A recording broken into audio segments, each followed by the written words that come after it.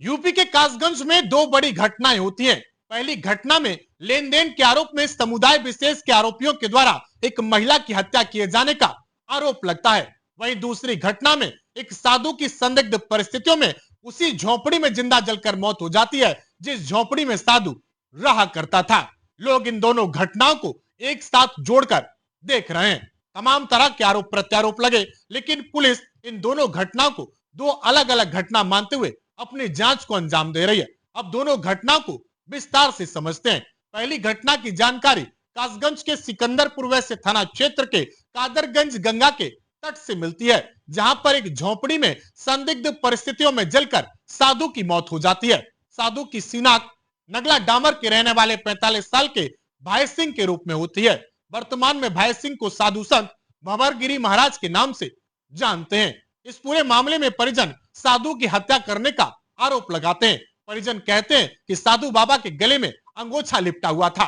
वे आशंका जताते हैं कि पहले साधु बाबा की हत्या की गई, उसके बाद सबूत मिटाने के उद्देश्य से उन्हीं की झोपड़ी में उन्हें जिंदा जला दिया गया।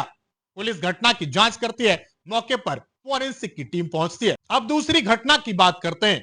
सिकंदरपुर वैश्य थाना क्षेत्र के गांव कादरगंज पुख्ता के रहने वाले लोग बड़ी संख्या में एकत्रित होकर गंजडुड़बारा बदायूं हाईवे मार्ग पर जाम लगा देते हैं। पुलिस पर गंभीर आरोप लगते हैं। आरोप है कि एक गांव की महिला बीती 6 जुलाई से लापता है, जिसका कोई सुराग उनको नहीं मिला। परिजनों से इस पूरे मामले में बातचीत की गई तो परिजन आरोप लगाते हैं कि गांव की ही रहने वाली 48 वर्षीय मीना देवी ने गांव के ही रहने वाले सद्दाम को ब्याज पर कुछ रुपया उधार दिया था। 6 जुलाई को सद्दाम ने रुपए वापस करने के बहाने महिला को अपने पास बुलाया, तब से महिला वापस नहीं लौटी। 8 जुलाई को सिकंदरपुर वैश्य थाना में महिला की गुमशुदगी दर्ज की गई। पुलिस पर आरोप है कि तब से पुलिस ने कोई कार्रवाई नहीं की, महिला का कहीं कोई सुराग नहीं लगा, जिससे गुस्साए परिजन जाम लगाने के लिए पहुंच गए। अब जरा सुनिए इस पूरे मामले में मृतका के बेटे का क्या कुछ कहना है। मेरा नाम राजेंद्र सिंह है। क्या मामला, आप लोग सब लोगों ने जाम लगा दिया, क्या मामला क्या है? मामला ये है कि गांव का एक लड़का है सद्दाम नाम का, उसने मेरी माँ को बुला के मारा है और उसके साथ में भी 2 लड़के, वो कबूला भी है और 6 तारीख से पुलिस कुछ भी नहीं कर रही है। मेरी माँ को सद्दाम ने बुलाकर गायब कर दी है, मर्डर कर दिया है, कुछ पता नहीं है। 6 तारीख 8:30 बजे घर से निकली है। उसके बारे में बोल के गई है कि हम सद्दाम के घर जा रहे हैं। उसका फोन आया है पैसों के लिए, 2 लाख रुपए है उस पे, और तभी से कोई पता नहीं है। सब कुछ सबूत है। वो खुद बोल रहा है कि हाँ मेरे साथ वो गई है, फिर भी पुलिस कुछ नहीं कर रही है। आज 9 दिन हो गए, कोई कार्रवाई नहीं हुई है। मुझे इंसाफ चाहिए, बिल्डोजर चलनी चाहिए, एनकाउंटर होना चाहिए पब्लिक के सामने। इसके बाद साधु की मौत के मामले में एक साधु ने इस पूरे मामले को महिला की हत्या से जोड़ दिया। आरोप लगाया कि साधु ने महिला की हत्या होते हुए देख लिया, जिसके वे गवाह थे, जिसको लेकर आरोपियों ने साधु की भी हत्या कर दी। अब सुनिए इस पूरे मामले में साधु ने क्या कुछ अपना बयान दिया है। बाबा जी, ये क्या मामला हो गया, क्या घटना है? घटना तो ये है, एक औरत जो है यहाँ कादरगंज की, जो ठाकुरों की औरत है, उसे जो है मुसलमानों ने जो है फोन करके बुलाया और वो अपने घर से जो है उसके के पैसे ले जाओ, तो वो गई है, बताया है। तो उसी रात से जो है 9-10 बजे से फिर जो है गायब है। तो उसे जो मार करके फेंका है। तो वो वहाँ एक जो है भंवरगिरी नाम की जो हमारी जो महाराज जो संत हैं, वो वहाँ रहते थे पुल पर झोपड़ी डाल करके, तो उन्होंने देख लिया वो।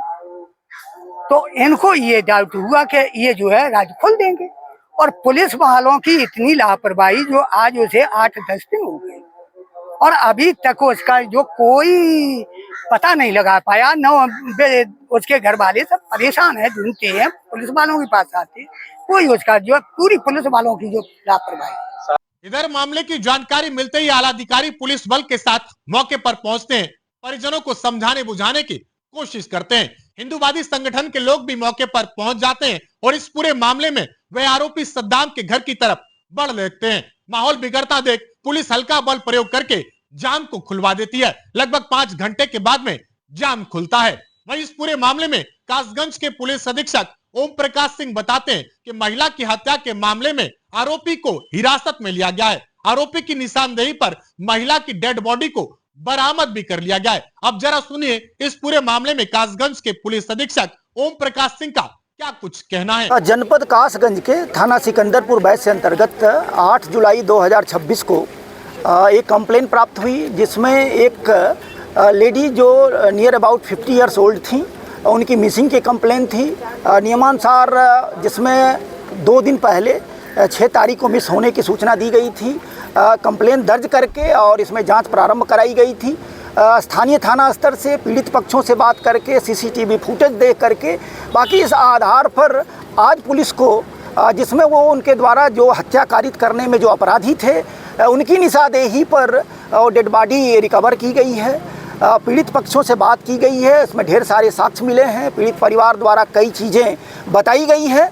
प्रथम दृष्टया तो ये है कि पीड़ित परिवार को जो पीड़ा पहुंची है, पुलिस और प्रशासनिक स्तर से उनको मरहम लगाया जाए। जो दोषी हैं नियमों के अधीन उनको कठोरतम सजा मिले, ये सुनिश्चित कराया जाए। उसमें जो लोग इन्वॉल्व हैं उनके विरुद्ध कठोरतम कार्रवाई हो। और यही कारण है कि आज डीएम साहब और हम सब लोग यहाँ मौके मुआयने पे आए हैं। पीड़ित परिवार से बातचीत की गई है, साक्ष्यों का संकलन करके इसमें कठोरतम कार्रवाई कराई जा रही है।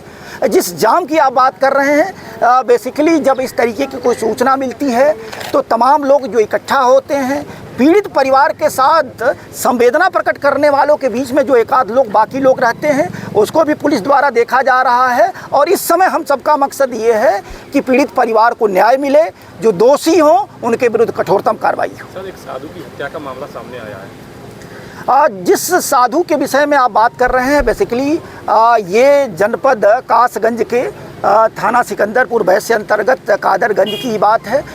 ये गृहस्थ आश्रम में ही थे। इनके परिवार में बाकी फैमिली मेंबर को छोड़ करके अभी यहाँ एक झोपड़ी में रहते थे। ये सुबह के समय ये तथ्य संज्ञानित हुआ कि संदिग्ध परिस्थितियों में जिसमें आग लगने से इनकी मृत्यु हुई है। मृत्यु का कारण स्पष्ट करने के लिए और इनको वहाँ नियमानुसार पंचायतनामा भर के पोस्टमार्टम के लिए भेजा जा रहा है।